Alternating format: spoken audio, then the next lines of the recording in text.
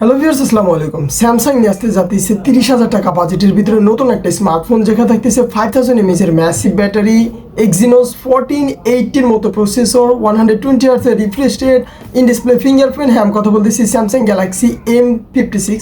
তো দেরি না করে চলুন শুরু করা যাক আজকের ভিডিও। তাহলে আমরা প্রথমে যদি ফোনের ডিসপ্লে দিকে তাকাই, 6.74 ইঞ্চের ফুল এইচডি প্লাস রেজলিউশনের সুপার অ্যামোলেড ডিসপ্লে ইউজ করা হয়েছে, যেখানে 120 হার্টজের রিফ্রেশ রেট দেওয়া আছে আর ইন ডিসপ্লে ফিঙ্গারপ্রিন্ট সাপোর্ট দেওয়া আছে।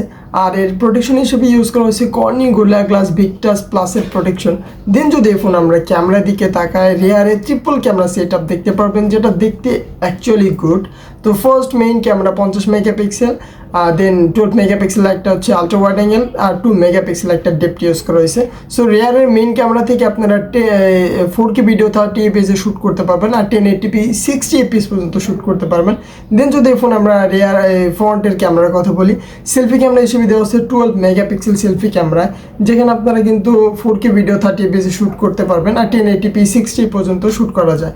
ব্যাটারি হিসেবে দেওয়া হচ্ছে 5000 এমএএচের ম্যাসিভ ব্যাটারি, যেখানে আপনি কোনো চার্জার পাবেন না, 45 ওয়াটের চার্জার সাপোর্ট পাবে এই ফোনের সাথে। আর এখানে প্রসেসর হিসাবে দেওয়া আছে এক্সিনোস 1480 মতো প্রসেসর, যার অন্তত স্কোর অ্যাপ্রক্সিমেটলি 7 লাখ। মানে যে কোনো গেম বলুন, হ্যাঁ, টুকটাক ইজিলি কভার করতে পারবেন। বাট এক্সিনোসের প্রসেসর একটু হিট প্রোভাইড করে, এটা এই প্রসেসরটার প্রতি অনেকে বিলিভ অর্থাৎ বিশ্বাস হারা ফেলাইছে। তো যাই হোক, এই প্রসেসরটা কিন্তু 30,000 টাকা বাজেটের ভিতরে এই ফোনটাতে আমার অ্যাকচুয়ালি ভালো লাগে নাই। কজ অফ এর থেকে ভালো বেটার প্রসেসর আমরা 20-25 হাজার টাকা বাজেটের ভিতরে পেয়ে যায় এখনকার দিনে 2025 সালে এসে। আর বাই দ্য ওয়ে, এখানে কিন্তু LPDDR5X এর র্যাম ইউজ করা হয়েছে, যেটা which is really actually good. আর এই স্টোরেজ টাইপ হচ্ছে 3.1। ওভারঅল বলতে গেলে এই ফোনটার যে ডিজাইন, ওভারঅল দিক থেকে ফোনটা ভালো বলতে পারেন, বাট প্রসেসরের দিক বিবেচনা করলে এর প্রাইসটা ওভার মনে হয়। তো যখন আমাদের বাংলাদেশে আসবে তখন অ্যাকচুয়ালি বোঝা যাবে এই ফোনটা কতটুকু ভ্যালু প্রোভাইড করতেছে আমাদের দেশের জন্য।